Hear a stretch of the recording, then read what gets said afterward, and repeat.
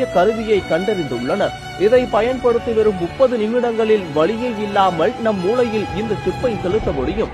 இந்த நியூராலிங்கை முதலில் எட்டூத் என பெயர் கொண்ட பன்றியின் மீது செலுத்தி அதன் மூளையின் செயல்பாடுகளை கண்டறிந்தனர்.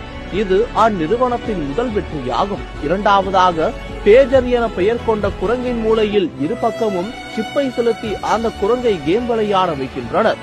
இந்த நியூராலிங்க் எவ்வாறு செயல்படுகிறது என்றால், நம் மூளையின் செயல்பாடுகளை கண்டறிந்து அதனை நம்முடைய கைபேசிக்கே அல்லது கணினிக்கோ தகவலை ப்ளூடூத் வழியாக சிக்னல்களை அனுப்பிவிடும். இதனை எவ்வாறு சார்ஜ் செய்வார்கள் என்றால், ஒயர்லெஸ் முறையில் சார்ஜ் செய்யப்படுமாம். இந்த சிப்பை ஒரே நேரத்தில் 1024 கணினிகளுடன் தொடர்பு படுத்தலாம்.